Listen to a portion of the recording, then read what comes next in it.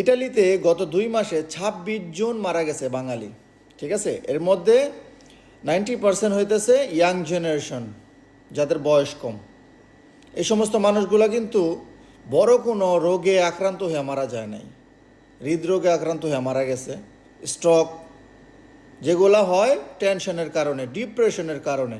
আর depression tension কোথা থেকে আসে? যখন মানুষ কোনো দিকে কোনো পথ খুঁজে পায় না। আমি এই কথাটা ওই সমস্ত ভাই ব্রাদারকে বলতে চাই যে সমস্ত ভাই ব্রাদার মোবাইল হাতে নিয়ে বসে থাকেন, যে যদি কেউ ব্লগ বানায় তাদেরকে উল্টাপাল্টা কমেন্টস করবেন, মানে খোঁচা দিবেন। কিছু কিছু ভাই ব্রাদার, এই মেয়ে আপনি চান না আমরা ইউরোপে আহি, আপনি চান না আমরা ডলার কামাই, আপনি চান না আমরা এটা করি সেটা করি। এ ভাই, আপনি যাইবেন, আপনি কামাইবেন, কিংবা আপনি যাই করবেন, আপনারটা গিয়ে কি আমি থাপা দিব? আপনারটা খেলাম?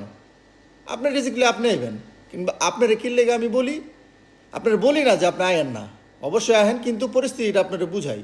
আর আপনারা কী করেন, এই মেয়ে আপনি আছেন দেখা আমরা কি যাবো না? আসেন, আইসা দেখেন কেমন চাপ। 20 বছর 15 বছর আগে ইউরোপ, এখন ওই ইউরোপ নাই। উচিত কথা শুনতে একটু তিতা লাগবো, কিন্তু বাস্তব এইটাই। এখন ইউরোপে আসলে মাথার উপরে বিশাল বড় চাপ থাকবে, ওই চাপ যদি কুলাইতে পারেন তাইলে আহেন, সমস্যা নাই। আপনি বুঝেন, 2 মাসে 26 জন মারা গেছে, 6 জন না কিন্তু 26 জন বাঙালি মারা গেছে।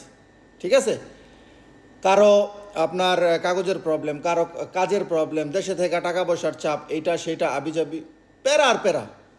ভাই বিলিভ করেন, ওয়ার্ল্ডের যত জায়গায় যত প্রবাসী আছে না, আপনি বুকে হাত দিয়ে জিজ্ঞেস করেন যে তারা কি মেন্টালি ভাবে কেউ হ্যাপি আছে কি না। একটা লোক বলতে পারবো না যে আমি মেন্টালি ভাবে হ্যাপি আছি, জীবনও পারবো না। যদি বলে, বুকে হাত দিয়ে বলে, সে মিথ্যা বলবো।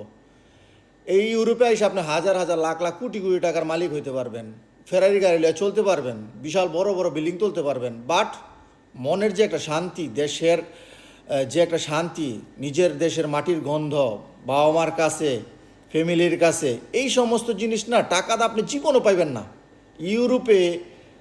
ভাই সত্যি কথা কই, যদি মানুষের এমন কোনো থাকতো না, আপনি আমার কথাই কই, অন্য মানুষের কথা বাদ দিলাম, আমার যদি বলেন না, মানে আমার যদি ওই রকম সিচুয়েশন থাকতো কিংবা ওই রকমই থাকতো না, আমি কালকেই দেশে চলে যেতাম।